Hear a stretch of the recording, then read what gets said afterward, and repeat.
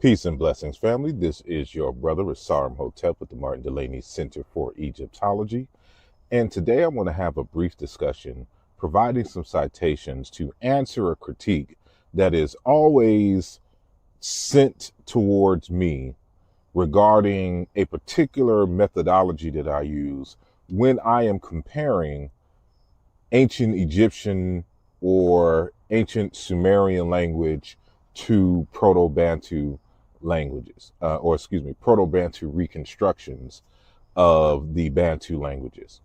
And you will hear a number of uneducated pseudo scholars, of course, they're all on YouTube, say that I can't do that they don't do this professionally. And this is a clear sign that these individuals don't know what they're talking about, how it is used, how it is done, and how what I do is within the standards of historical comparative linguistics. And so I'm going to give you a few citations and examples of this being used by professional linguists. And so that anytime you hear them throw that critique at me, you can, call them on their BS, because of course, demonstration beats conversation. And they always have critiques, but they can never demonstrate their critiques. So all that and more when we return in just a moment. Hotep.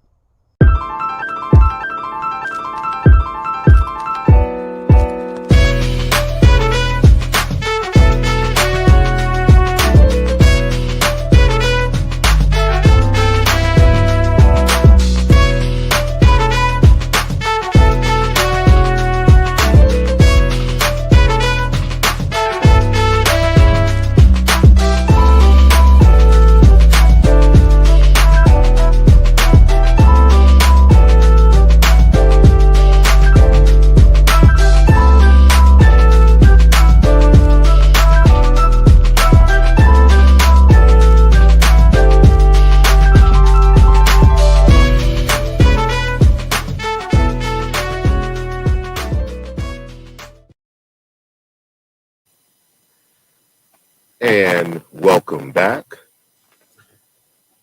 And so today, well, first I want to thank each and every one of you for joining us here today and for your continued support.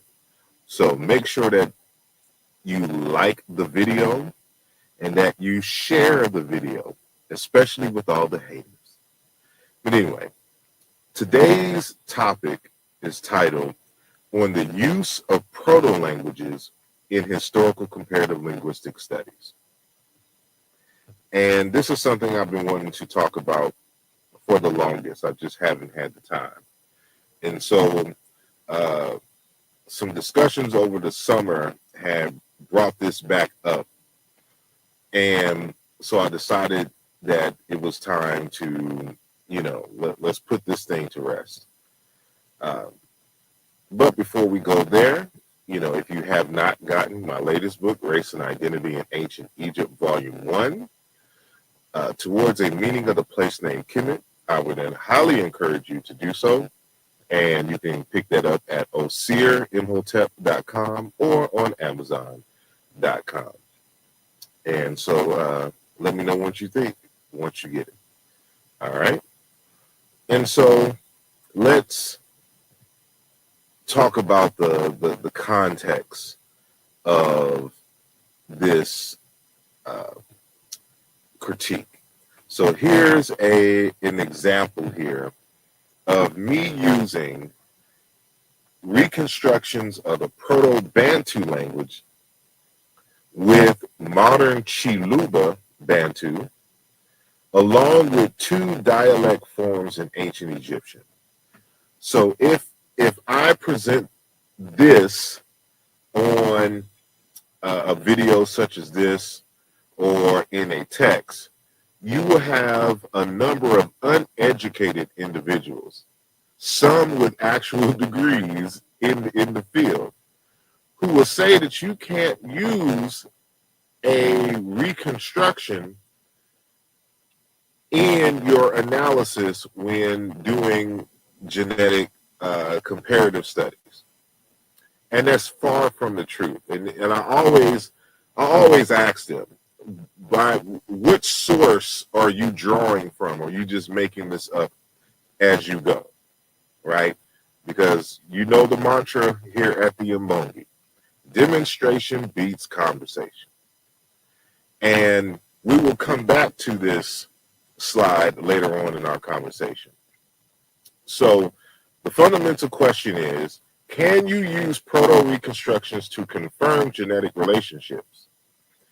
And then can you provide, meaning me, source material where this is done in practice among linguists? Right? So a few things have to be explained first. So let's do that. So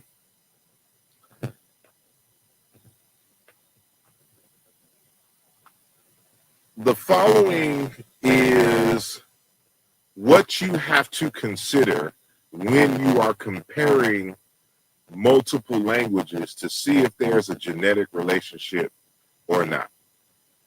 And so the following are the major explanations for similarities among languages.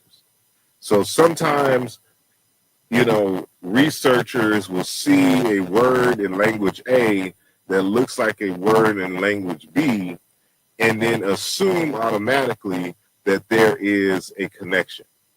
Well, there's some steps that you have to go through first before you make an argument that these two words are cognates, right?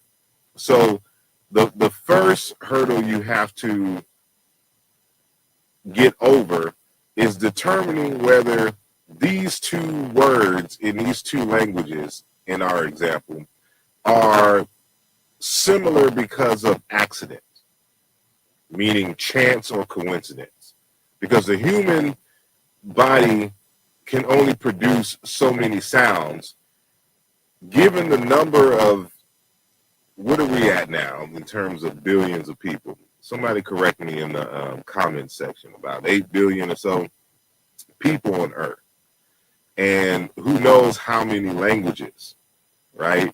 You're bound to repeat sounds for ideas that are similar in meaning with just that large of a population on Earth at any given moment of time, right? So we gotta determine if it's if word one in language A and word two in language B are similar because of accident, just chance coincidence. Then you have to get over the hurdle of borrowing. And so borrowing is the result of language contact. Does language B have the same word as language A because language B had been in contact with language A, but language A and language B are not genetically related, right? Then you have the hurdle of onomatopoeia, sound symbolism, and nursery forms, right? These are your ma, ba, type nursery form of words that, babies can produce. That's why we don't count mama, papa, da in our comparative analysis, because these are nursery forms. Or onomatopoeia, words that are supposed to emulate the sound of a phenomenon. So like when you say like twinkle or swoosh or bling, and stuff like this, these are onomatopoeic words, right? So next you have universals, and typological commonplace traits. So typological correspondences are not used in genetic to determine genetic relationship. So an example of a typological trait is tones in languages. So like the Yoruba language, the Igbo language, right, and Chinese have tones. So just because, Yoruba and Igbo and Chinese have tones in the language, that's not grounds to determine that they are genetically related, because those are typological traits. It's a type, right? And so, and lastly, genetic relationship, due to inheritance from a common ancestor. And this is determined by the comparative method. And so Campbell and Poser, 2008 book, page 10, goes on to say as will be seen in the chapters of this book, in order to establish a plausible hypothesis of genetic relationship, it is necessary to eliminate other possible explanations, leaving a genetic relationship the most likely, right? So this is the scientific aspect of historical comparative linguistics. We're trying to falsify the first four explanations, where the only logical conclusion you can come to is a genetic relationship between these particular languages for which you are comparing, right? And the way that we do that, the scientific method for historical comparative linguistics is what we call the historical comparative method, right? And so that same text that I was citing before on the next page, and the text is Language Classification, History, and Method, Lyle Campbell and William J. Poser. They state a plausible demonstration of genetic relationship does not, in fact, depend precisely on similarities among the languages compared, but rather on systematic correspondences among sounds in compared words, especially basic vocabulary and pattern grammatical evidence of the appropriate sort. So it's this systematic series of correspondences permeating throughout the basic vocabulary and the larger vocabulary that determines whether a language and another language, language A and language B, for example, are genetically related. And so they don't have to look alike, right? It's not about whether the words sound the same. It's about the systematic correspondences, non-accidental, between the sounds. And so we jump to page 162.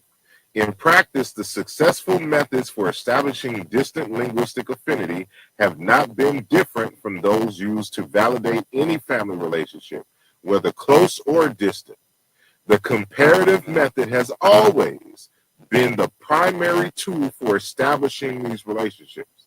So as I mentioned earlier, this is the historical comparative linguist's primary tool for establishing genetic relationships. So you can't say that a language is related, and you can't say that a language is not related if you have not conducted an actual analysis using the historical comparative method. Otherwise, you have a hypothesis for either, but demonstration beats conversation, right? And so we're going to jump to the book, The Handbook of Historical Linguistics, edited by Brian D. Joseph and Richard D. Yonda, or Yonda, I don't know how that is pronounced correctly, from 2003. Now, this is just a reminder. So this is S.P. Harrison's chapter 2 on the limits of the comparative method. In this chapter, I explore the limits of the comparative method as a tool in comparative historical linguistics. Let me be quite clear about one thing from the outset. For me, the comparative method is the sine qua non of linguistic prehistory. I believe that the comparative method is the only tool available to us for determining genetic relatedness among languages in the absence of written records. I believe that prior successful, in quotes, application of the comparative method is a prerequisite to any attempt at grammatical comparison and reconstruction. So I'm bringing these sources to you to show you the importance of the comparative method. If the comparative method was not used in the analysis, you can't say that two languages or more are related or not. This is what you have to do. It's like saying, you have found a new quantum particle or whatnot. If you have not done through experimentation and applying the scientific method, your analysis does not exist. You have a hypothesis which has yet to be tested. And this is important for all of the people who say that Sumerian is not related or relatable to any language in the world. Show us the text where you have conducted the comparative method to establish that as a fact.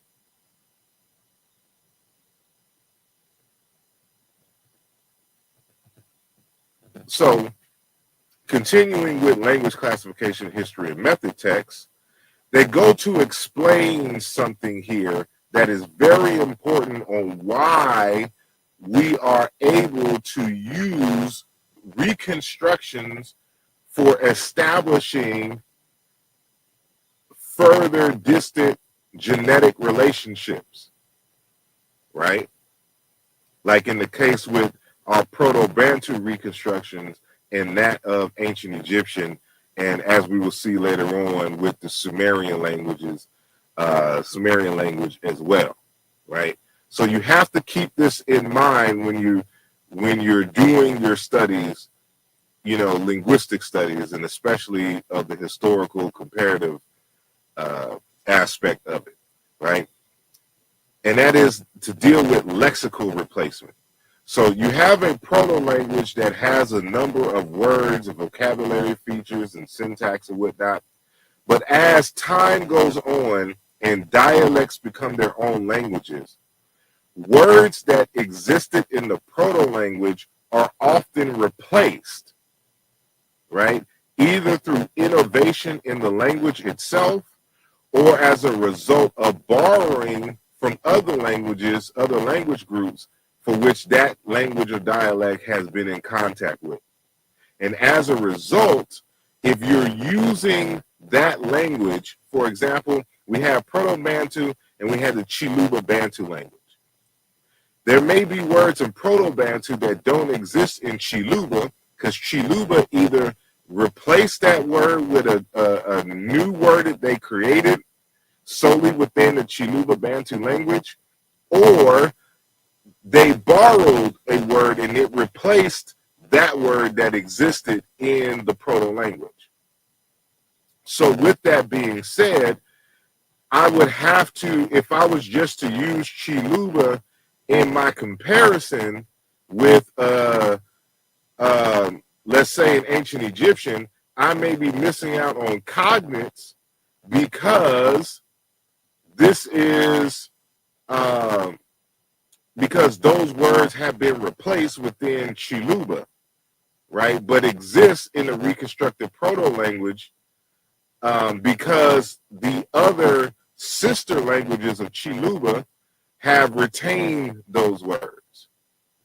So Campbell and Poser go on to say that given the possibilities of lexical replacement, a language, one already known to be related to others, may or may not have retained a particular cognate, which may, however, still be seen in some of its sisters, which in their sister languages, which did not replace the word.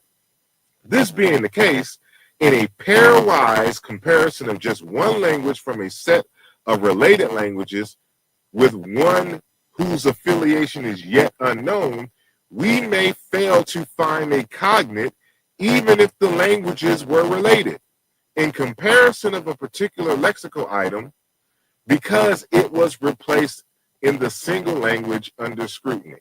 Now, this is important because when Hermel Hermstein did his analysis between Proto-Bantu and the Sumerian language, all of the pseudo YouTubers who don't know anything about historical comparative linguistics said that he was doing it wrong.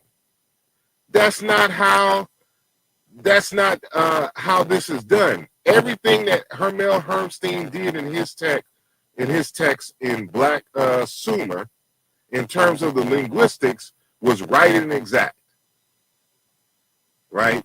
And this is the logic that was used in that text that is being discussed here in this text because of the lexical replacement. He chose Proto-Bantu because it would have more vocabulary words than in terms of its cognate reach than any single language that he would have chosen for a Bantu language with Sumerian. And this is, my only critique is that he still should have used, at least two other Bantu languages in his full analysis, in his basic vocabulary comparisons. So that even though they, some slots may be empty, it will still show the consistency and why the proto-forms are right and exact. Right? So he continues, or they continue. It is, in essence, a recommendation that we reconstruct accessible families where proto-forms can be reconstructed on the basis of the cognate sets. Although for some cognate sets, some individual language or languages of the family may have lost or replaced the cognate word. Before we proceed to investigate potential higher level, more inclusive families, a validly reconstructed protoform is like the multilateral comparison of the various words in a cognate set from across the languages of the family upon which the reconstruction of that form is based, since a sort of mass comparison is embodied in the procedure which leads to the reconstructed form based on cognate words among the various languages compared, which reflect the protoform.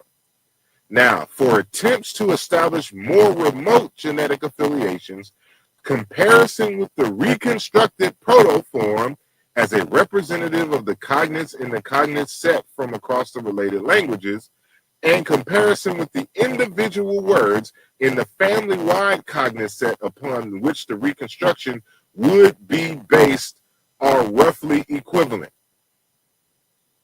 So here you have our first citation, which shows you that you can use validly reconstructed protoforms for a lower level language or language group to help to establish a greater affiliation with languages believed to be more distantly related.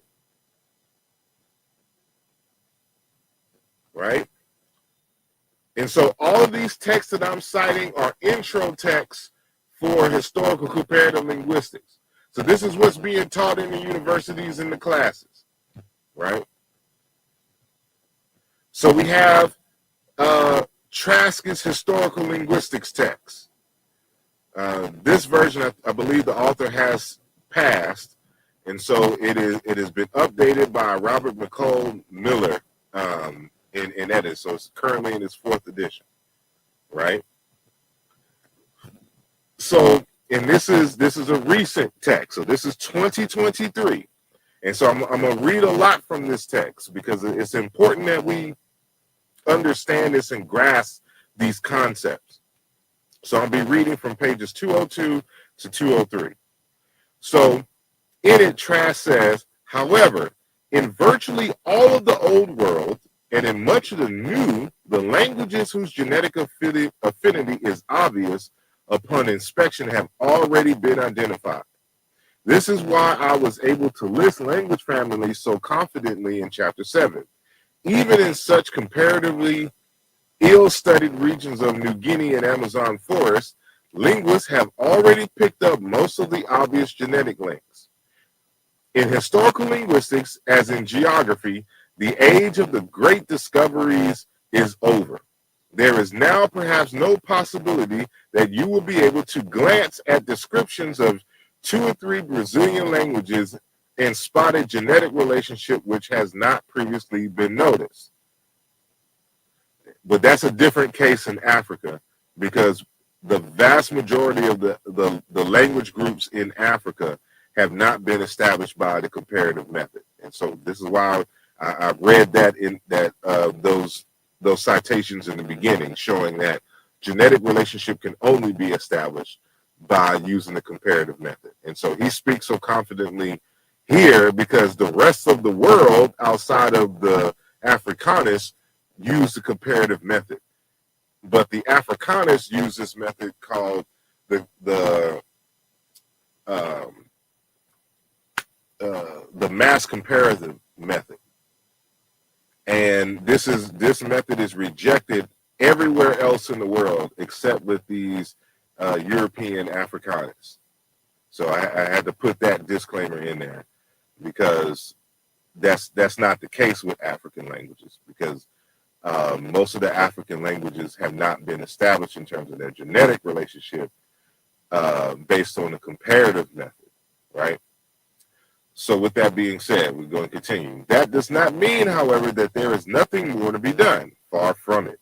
It is hardly likely that we have already identified all of the genetic links which can ever be discovered.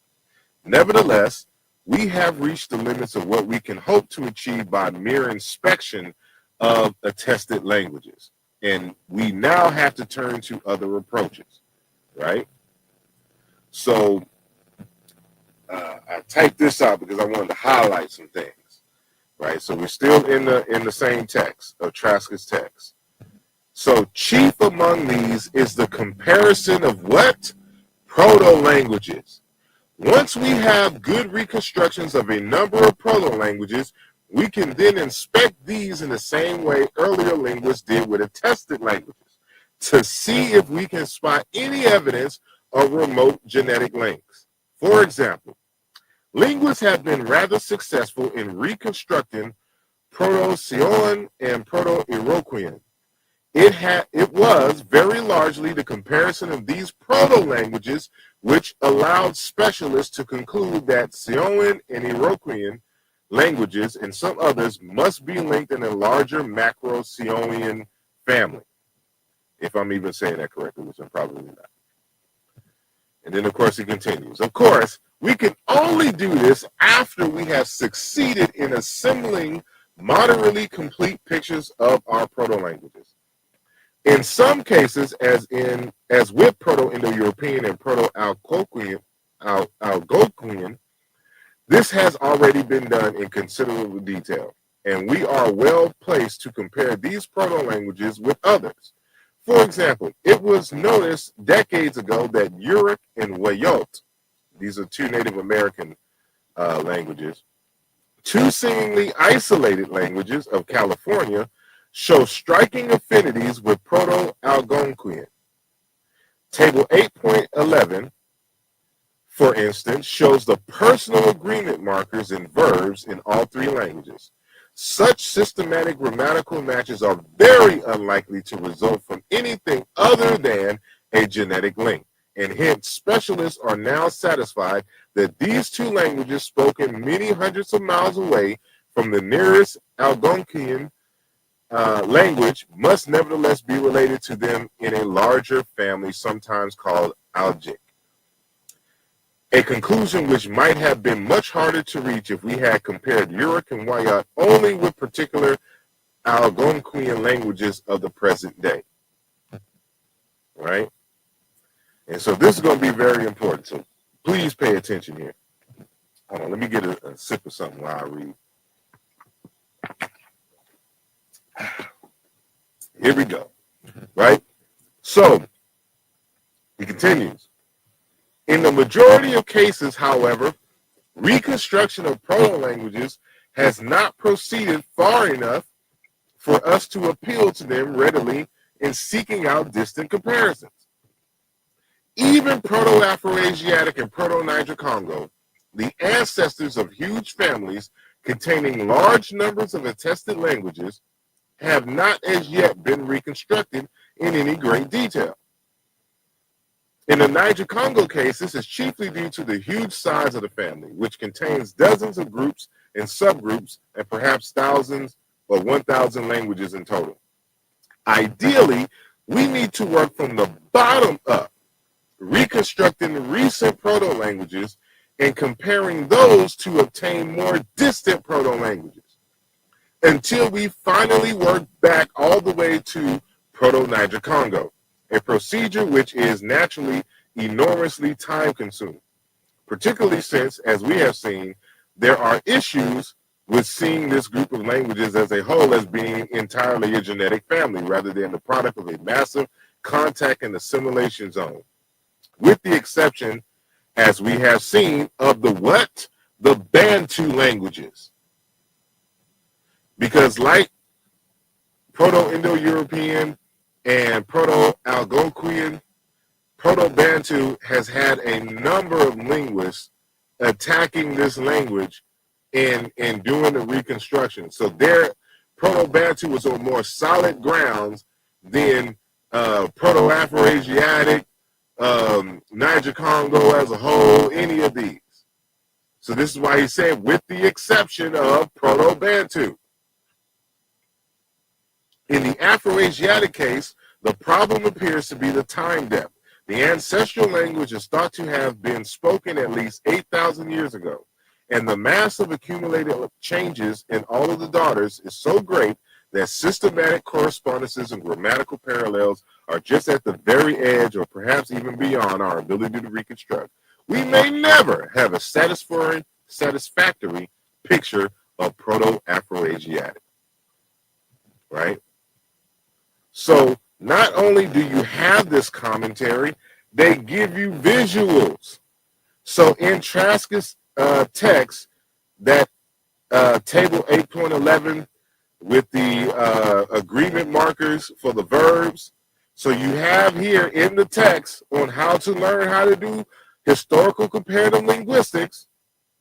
You have what? Proto-Algonquian. Compared to what? Two other languages, Yurok and Wiyot, with the proto-reconstruction forms and the living attested forms here. And they were able to establish, because these allegedly are two different language families, that the Yurok and Wiyot is related to the Algonquian languages. And so there has to be a greater family for which Proto, whatever this side of the family is, and Proto-Algonquian. I think he named it. Let me go back. No, he didn't name the proto-language for those two, right? But the point here is that you see that in a text, you're seeing the proto-reconstructions being compared with the living attested languages, because these are validly reconstructed forms.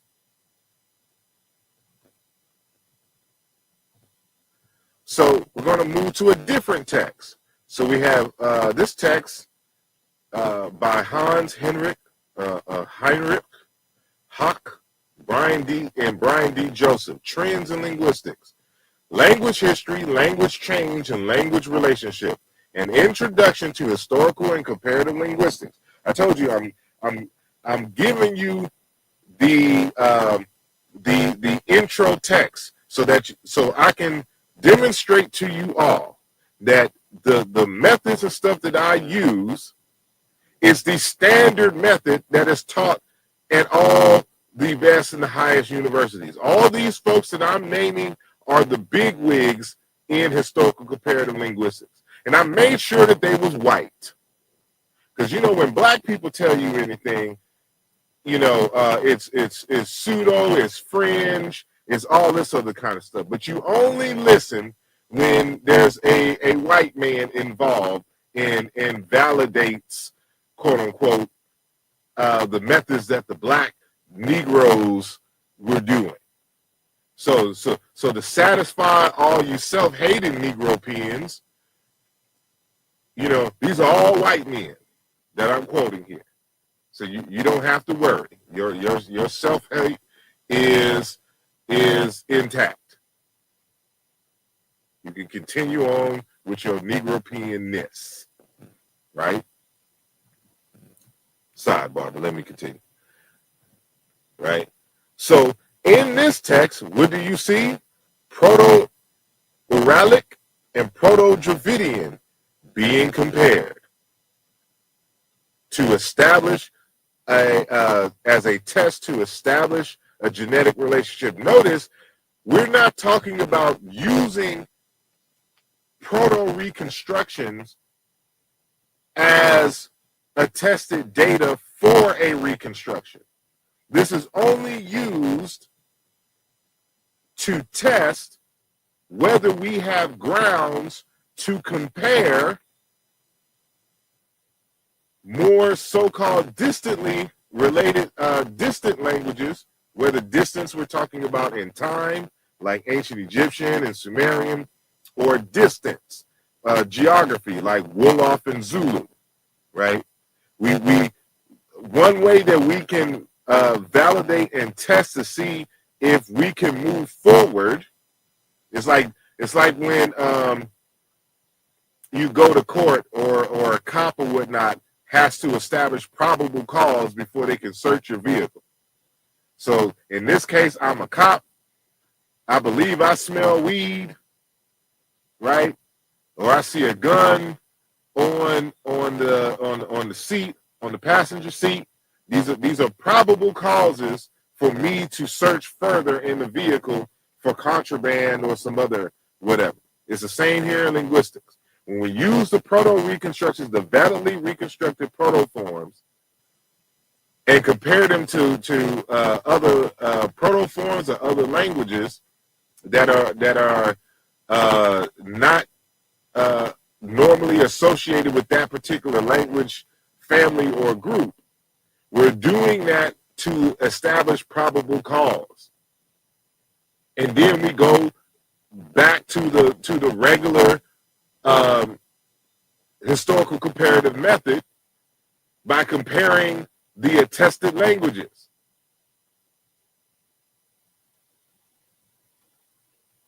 Now, the Negropeans would know this if they actually read the text or they actually did this kind of work, right? So we're going to continue reading. He says, a case in point is the question of the possible relationship between Uralic and Dravidian. Earlier comparisons of the modern members of the language family suggested relationship to some scholars, while others remain skeptical. Comparison of the resulting reconstructed forms of Uralic and Dravidian has made it easier to establish similarities. In many systematically reoccurring correspondences in non-technical basic vocabulary have been uncovered. Now, this is very important, especially coming from this author here. Let me go back so that you can see this one here, Hans Henrik Koch, because his texts are the standard. Is almost required reading for everyone when trying to learn about historical comparative linguistics. So when you have Hawk giving you this information, and then you have Negropeans who don't read the text trying to tell you otherwise, you have to question it. And then they're not saying this just to be saying this.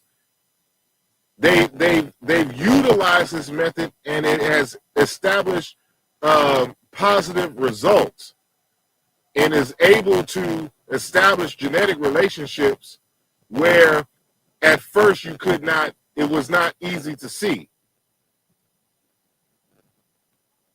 Right?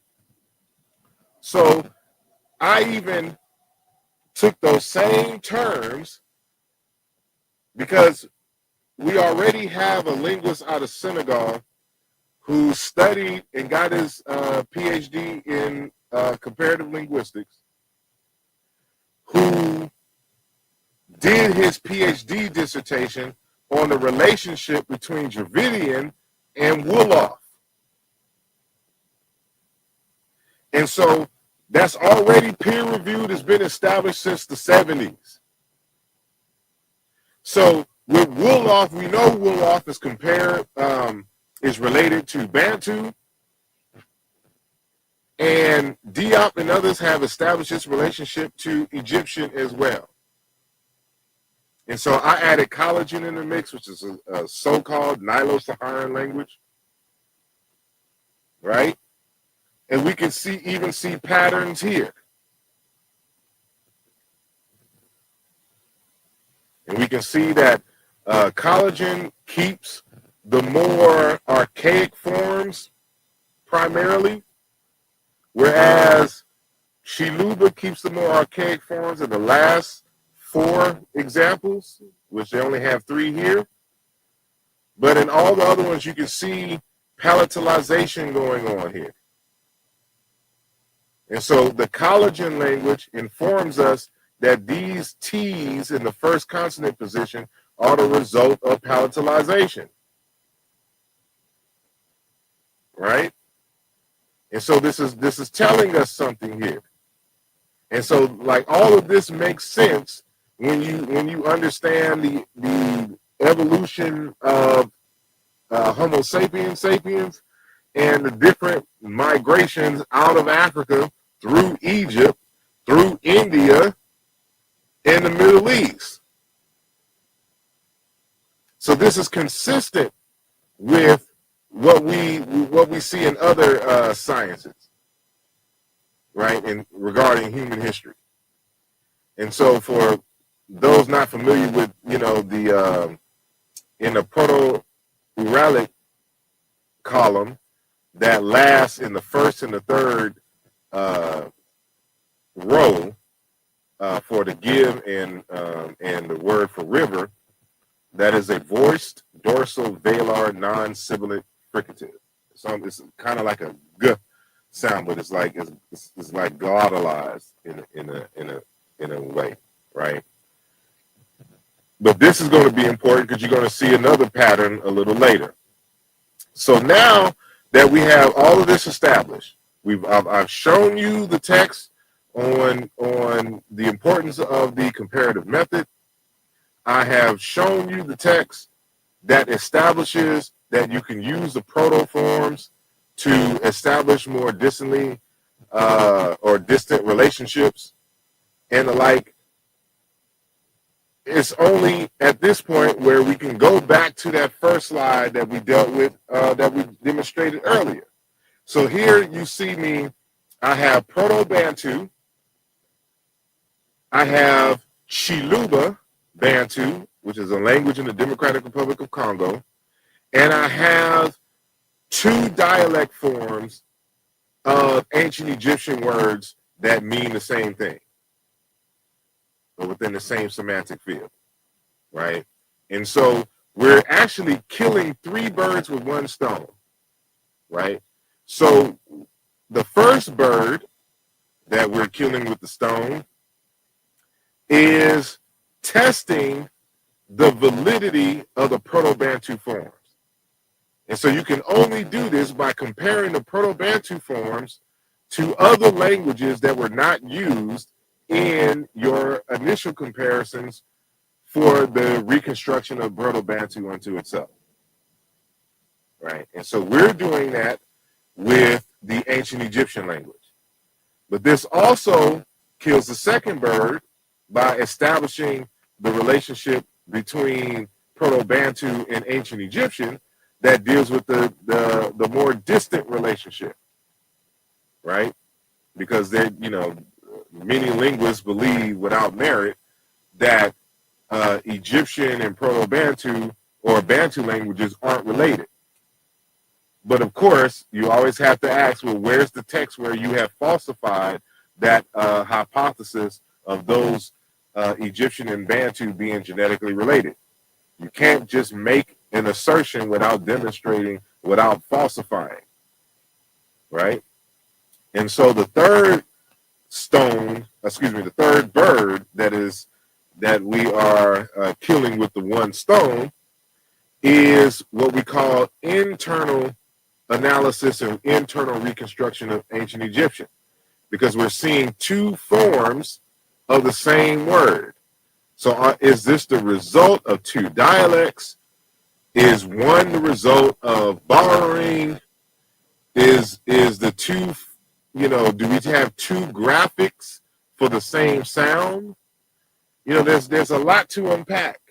But what we can clearly show here, for example, like in Proto-Bantu reconstruction, bede, breast or teat, which corresponds to Chiluba, jibele, or jibela, breast udder, which becomes in ancient Egyptian, bin t, and t being a dual suffix, right, for nipples and breast. And then you have Egyptian b, minj, breast, chest. And that j suffix, that third consonant, is a suffix of body parts. So that one is more in alignment with the chiluba, because that G is one for body parts, right?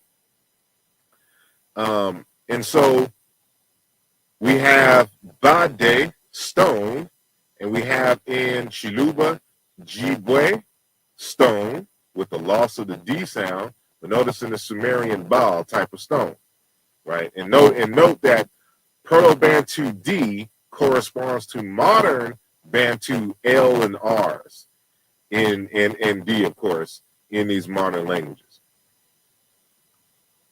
And so we have bin, sacred stone, bin wit, kern, hard stone, and then we have minu, quartz, and semi-precious stone, mini, jewelry, or jewel, gem, min, imported mineral, which is a rock or stone, right?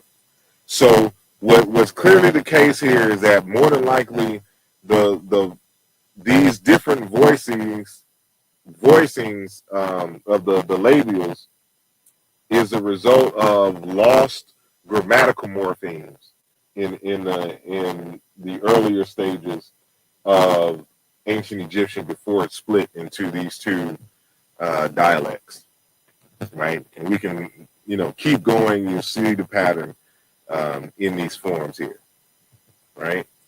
And so just to show you here that B and M correspond internally, this is a second test.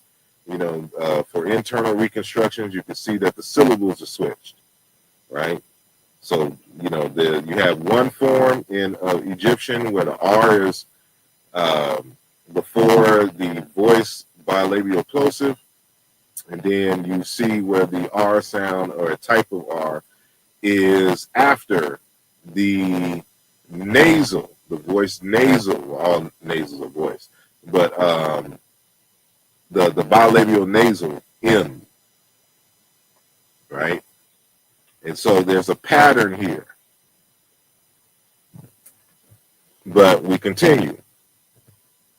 So when you see me comparing, for example, Proto-Bantu, Sumerian, and Collagen, and you seeing these patterns,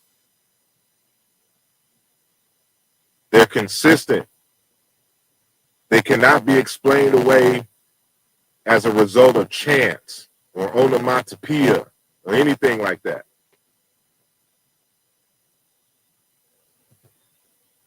And so we're back with Hawk again, and he reminds us that evidence for possible genetic relationship thus should consist of correspondences which pervade the vocabulary and which include most of the basic vocabulary.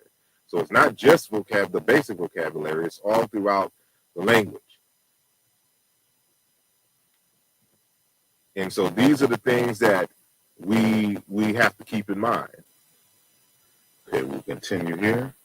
So as you can see, with the Proto-Bantu, Sumerian, and Collagen, we've satisfied a number of criteria met, because as we noted from the earlier slides, they don't have to look alike. And so while Sumerian and Proto-Bantu in these slides look more alike, the Collagen does not look like the forms in Proto-Bantu and Sumerian. But because the correspondences are regular, this is what counts the most. And so Dongo, pot, Sumerian, du, clay pot, Collagen, ter, pot.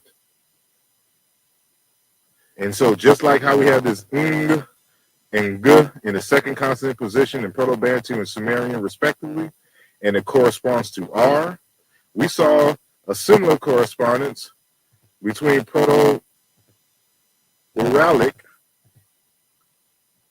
and Proto-Dravidian. So remember that from row 1 and row 3, similar correspondences here, which we need more examples here, but I was just taking these examples from Hawk's text, right, to show you that you can see correspondences with the African languages as well. And so this is what we have here, like, you know, ding, the is a suffix, cower, to be paralyzed. Sumerian, dig, to be paralyzed. Ter, weak, infirm. Infirm is essentially to be paralyzed, right?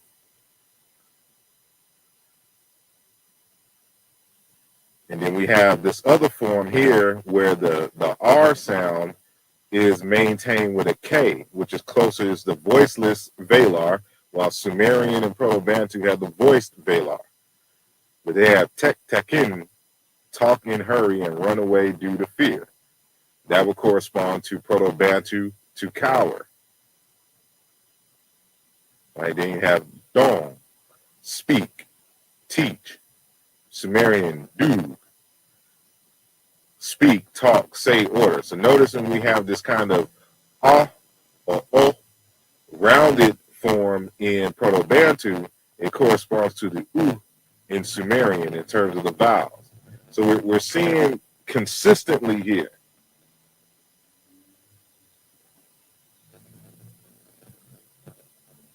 And then twek, the voice.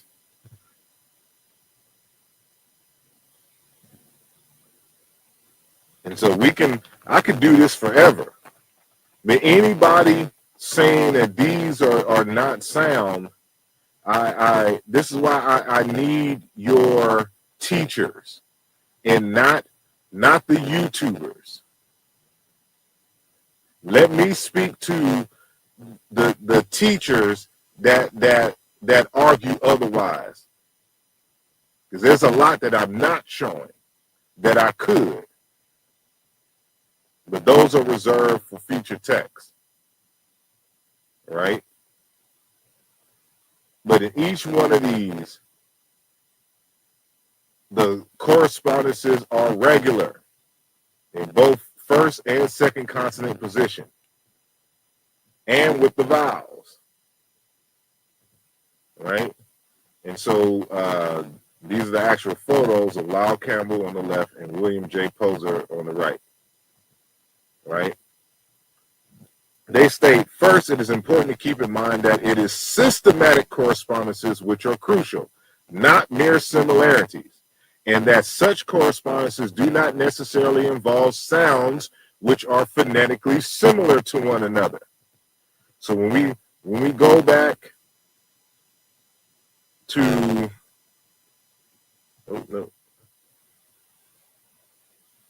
when we go back to like these forms here, or these forms, well, these are kind of similar, right?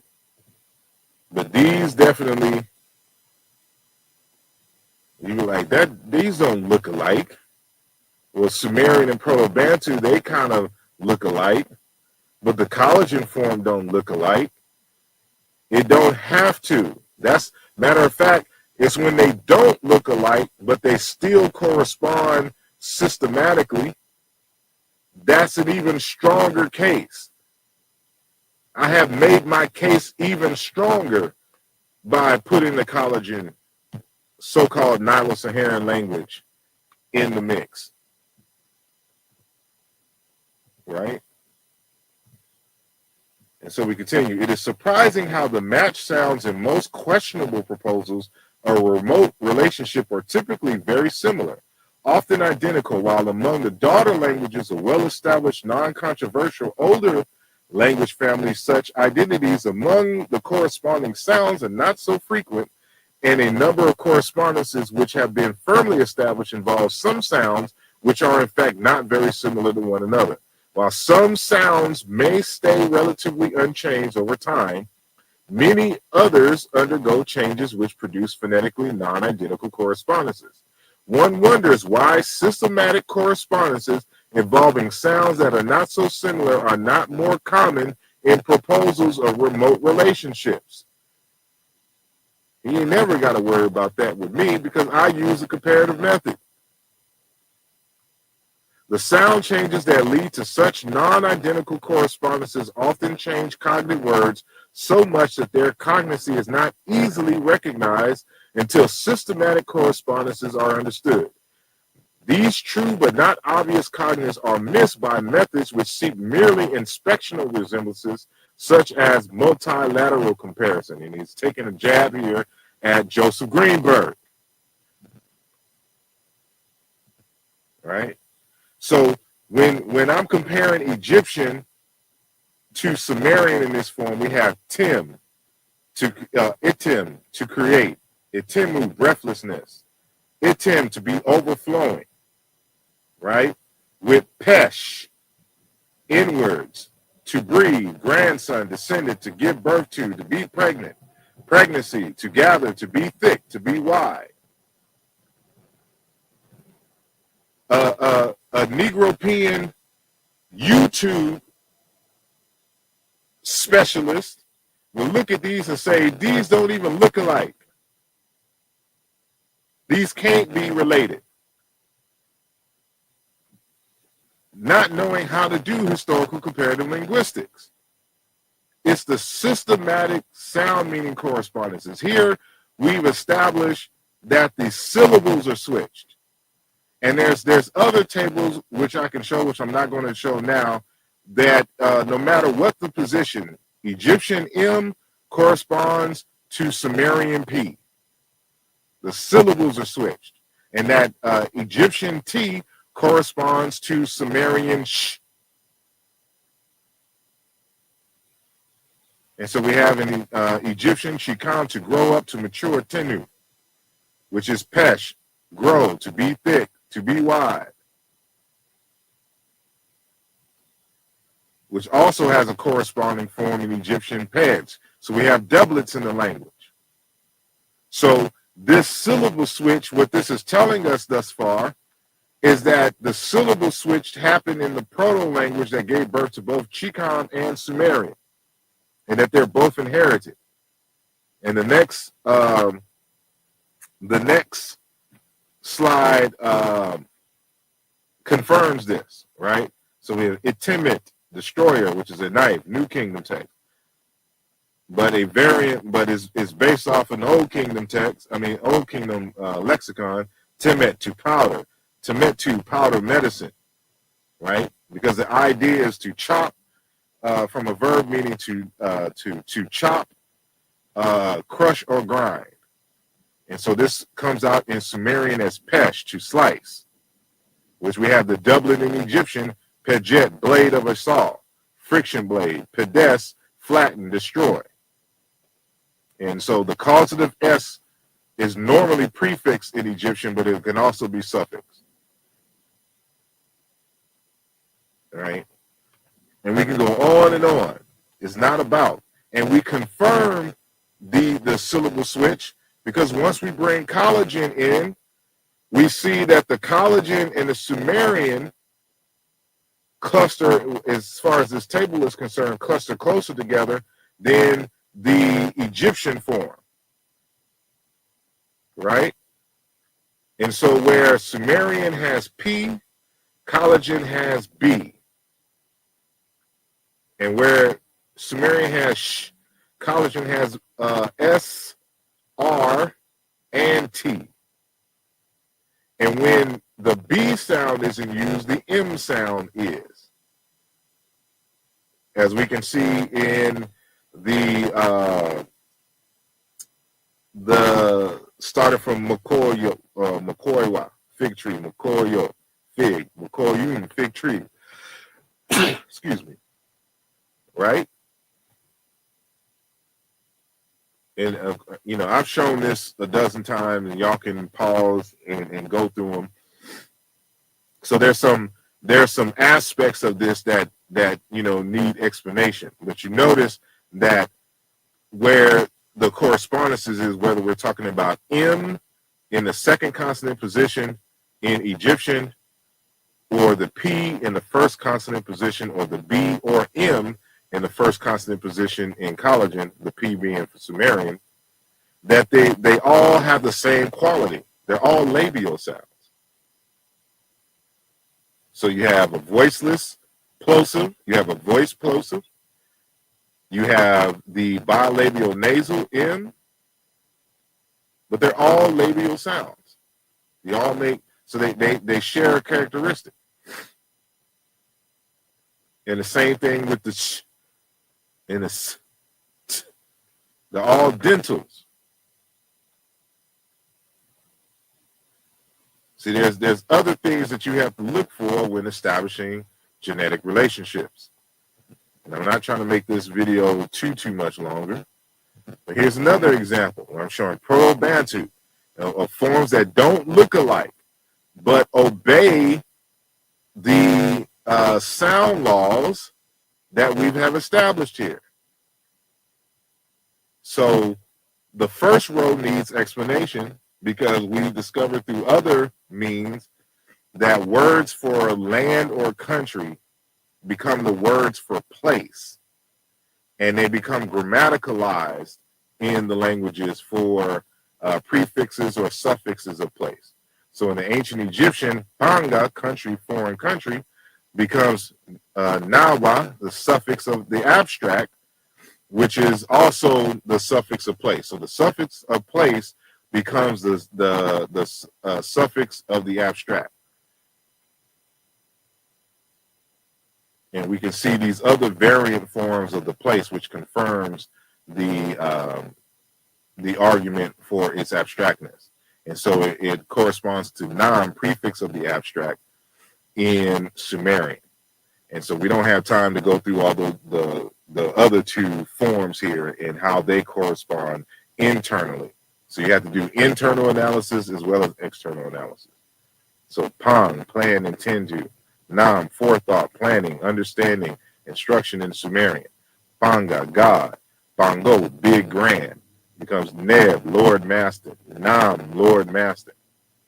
And so in Egyptian, there's going to be this interchange between M and W and B and W. Right? So, you know, again, you can view these on your own. And this will be the last slide, so you can view the entire thing here. But I just took the first three rows here so that we can have a discussion. So we can see that when we're able to use the proto-forms to establish the relationship, for example, between Bantu and ancient Egyptian and Sumerian, from there, I can just go straight to, you know, my favorite Bantu languages and the Collagen language and the Sumerian and Egyptian without using the proto-forms and still showing the regular sound meaning correspondences between them all. And any linguist knows that to argue that these are chance or coincidence, you're not serious. So we have Hesi, spin, yarn. The nominal form in Chiluba, Ingeshi, Ingezi, basketry, van, winnower, to think, to discern of sorts. Collagen, kiss, small serving basket. Sir in Sumerian, to spin, to twist, to slither. Hazi, praise one. Chiluba, kasa, to be happy, to be joyous, to be content. Kesa, to be happy, to rejoice. Collagen, kas, praise, glorify, encourage, glorify, give joy to. And then we have a Sumerian ar and ar, hymn of praise, of fame. And so I have to go into the syllable structure in Sumerian and why certain sounds, certain syllables are lost in Sumerian, only leaving a vowel and a consonant, which normally would have been a consonant, vowel, consonant. So we have hes, to be tied up, hisu, part of a fishnet, hiset, to be closed by a cord, hiser, thread, cord, string. Chiluba, koshi, konzi, and konji. Rope, niena, thin or small. Quad, tie, bind, tie with the rope, animal. Rope, tither. Either G or K, core or core. Plate, rope, or fibers for baskets. Then you have sir again, to harness, tie up, to suspend, to be suspended. Harness, team of draft animal workers, member of a team, team worker, serve, bind. So we see a U and I, different vowels, saying for the same consonant sequence.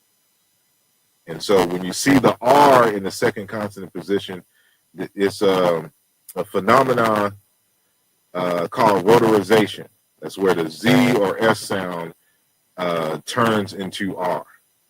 So when you see that R in the second consonant position, either in Collagen or Sumerian, but in Chiluba and in Shikam or Egyptian, you see Z or S.